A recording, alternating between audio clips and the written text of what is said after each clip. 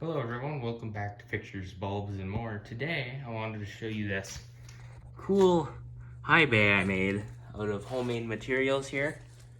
So without further ado, let's look in and see how I made it and just look over what materials you will need and how you could make this yourself.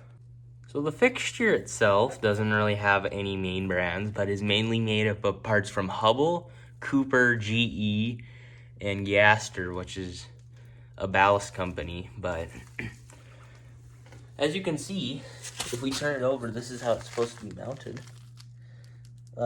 I can't really prop it up right because of the lamp right now, but you can kind of see how it would be if the floor was the wall. Anyways, we're gonna disassemble it and look into it. Here's an outside view though. So this is a bit larger fixture box.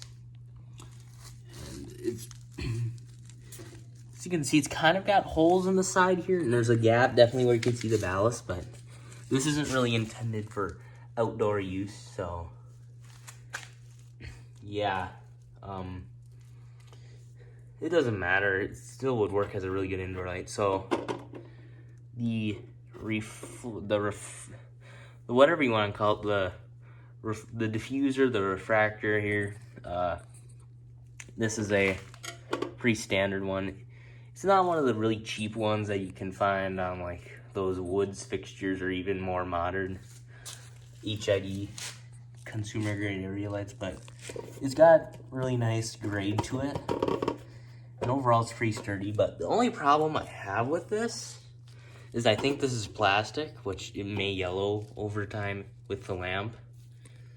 But overall it would have, I don't actually know if it's made out of plastic though, because on the box here, it doesn't really have anything. This is a Cooper lens, but I just cannot find any labeling on what this is made out of. But yeah, you can kind of just get a general idea how I made it here, so we can start disassembling it. So first off, let's take out the lamp here. Of course, this is a 175 watts Mercury vapor. This is nothing too special. It was made in 2020, came from a Lowe's store. If you've bought lamps at Lowe's, you know what they're like. This one has some hours on it. Alright, so now that I got the lamp off to the side, we can get a better look in here.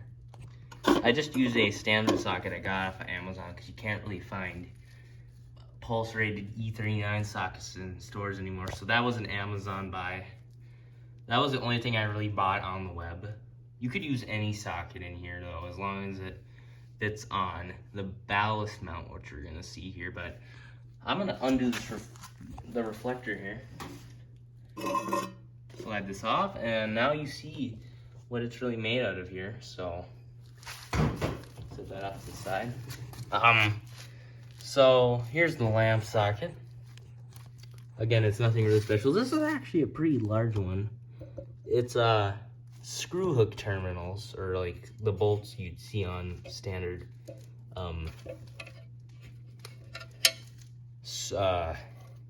just like your standard porcelain sockets that you get at like Menards or something.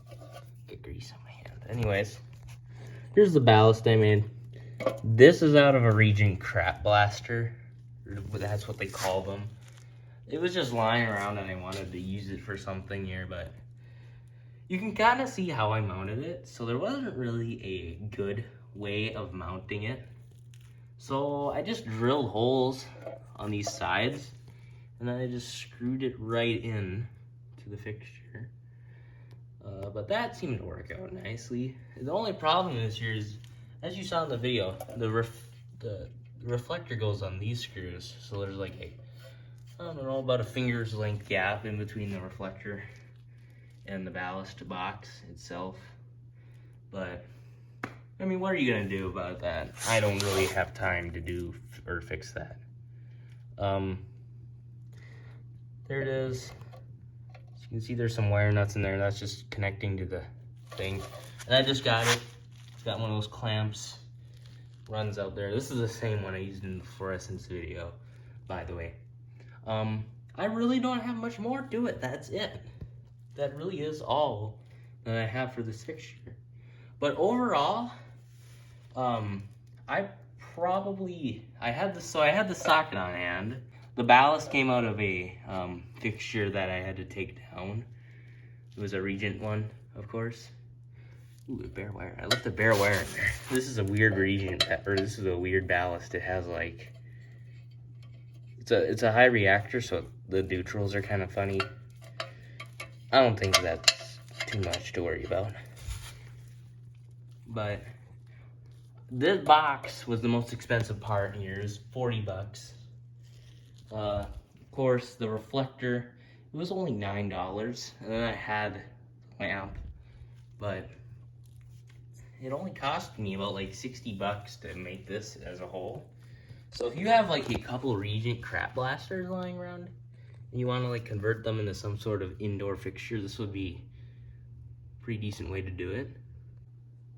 Anyways, I'm gonna reassemble the fixture here and we're gonna turn it on. Alright, so before I start this video, I'm just gonna say that this fixture is quite loud because of the crap blaster ballast, but I think I can fix it with washers and stuff. So we're gonna turn out the lights, or at least most of the lights. There's a floodlight that's on a motion sensor button. I'm gonna plug this into a GSCI outlet just to be safe. I always do it. So we're gonna see my homemade 175 watt Mercury vapor high bay. 3, 2, 1.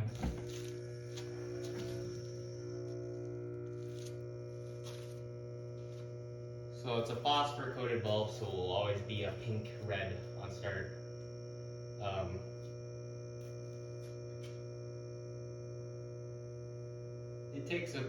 It takes a while to warm up too, because GE bulbs are generally a lot slower when they warm up. But now you can see that white color. You can kind of see green from my angle too, of that phosphor, or the bulb kind of gets through the phosphor there. I'm not sure if the phosphor coating just wears out somehow, but it gets quieter when it warms up too, so. Oh crap, a motion light just went on behind me. I'm just gonna be silent here and let it warm up for you guys.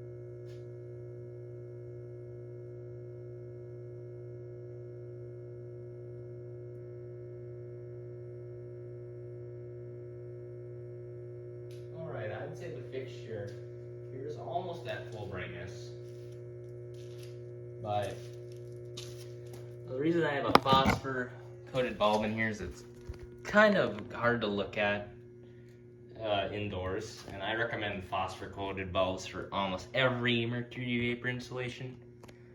So it's only been 3 minutes on my camera, it looks like here, but the lamp will definitely get a little bit brighter. It's just that we've seen mercury vapor warm up so many times. I'm just gonna put my hand there because it's kind of bright. Stand back a little bit more, let it warm up, and hopefully we get a new studio soon, okay? I mean, it's kind of hard working in my father's garage right now, but don't worry guys, hopefully we will get a studio in like the next, I don't know, probably even weeks now.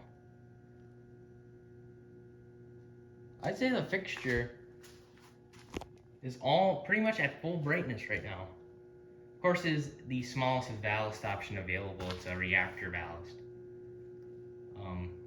But yeah.